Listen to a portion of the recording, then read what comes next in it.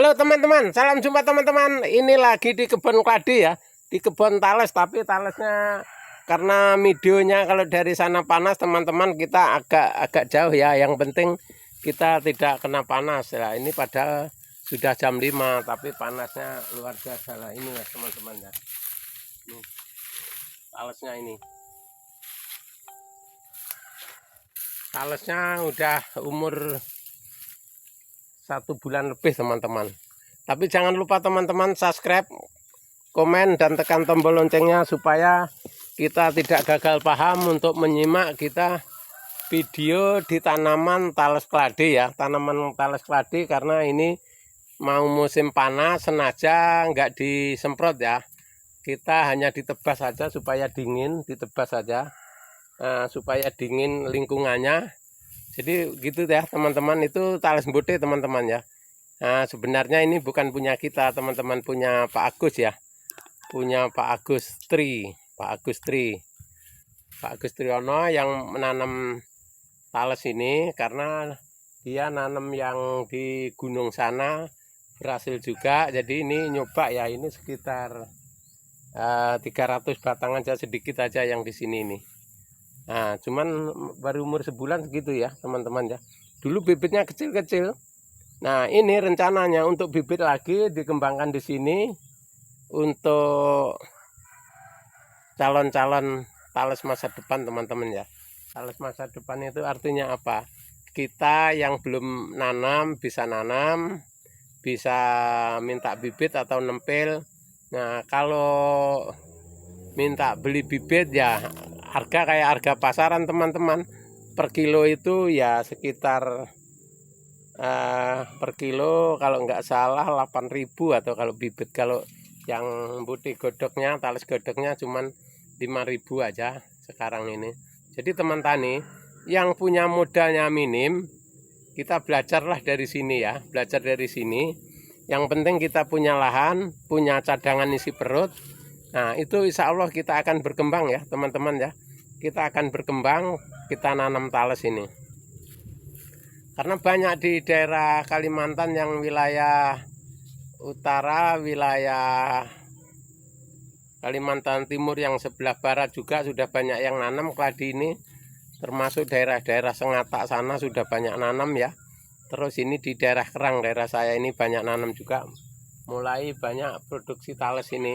Tapi ini bukan tales bening teman-teman ya, ini tales godok ya. Tales godok artinya tales mbote yang bisa untuk bikin kerupuk, bisa untuk camilan, bisa untuk makanan, bisa untuk nasi juga ya.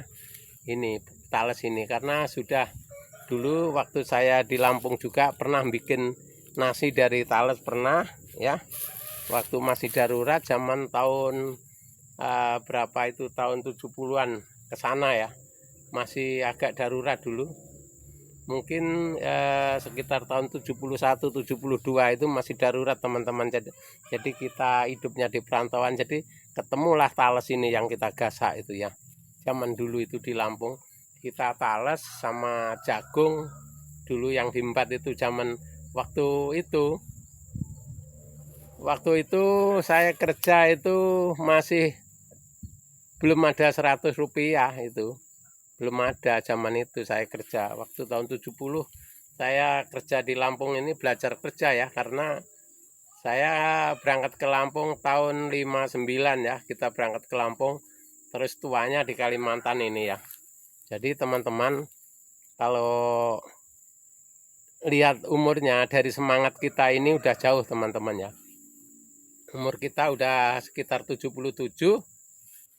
Semangatnya masih tinggi teman-teman, kita taninya masih tinggi ya, masih pengen tani terus ini ya.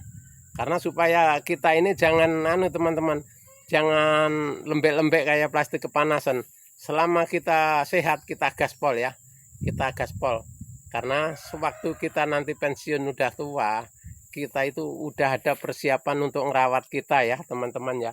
Karena kita ini tua ini nggak mikirkan kita mau beli mobil mewah, kita mau bikin gedung mewah, enggak teman-teman. Kita hanya mikir bagaimana caranya diri kita sehat, kita hidup tentrem, kerja seadanya tapi tetap berhasil, bisa nabung gitu ya teman-teman ya. Kita ini bukan masa muda lagi, masa tua. Jadi teman-teman yang sepantaran saya yang tidak mampu kerja berat, nanamlah tales ini ya. Tales, pisang yang perawatannya ringan. Terus kita itu tidak terlalu mengeluarkan biaya teman-teman. Walaupun ini kalau kita capek ya, 2-3 hari kita nggak ke kebun masih bisa panen teman-teman ya. Kalau kita punya kebun karet atau punya toko atau punya rumah makan, kalau nggak kita buka hari itu nggak dapat duit teman-teman ya. Itu prinsipnya di situ teman-teman. Kalau kayak kita ini sudah usia tua, mau kerja yang secara cepat itu kita udah ketinggalan. Apalagi sekarang teman-teman, untuk zaman canggih kita memorinya udah kalah yang muda ya. Kalah sama yang muda, kita harus belajar dari sedikit dulu ya. Belajar lagi kita ini. Belajar karena zaman ini berubah.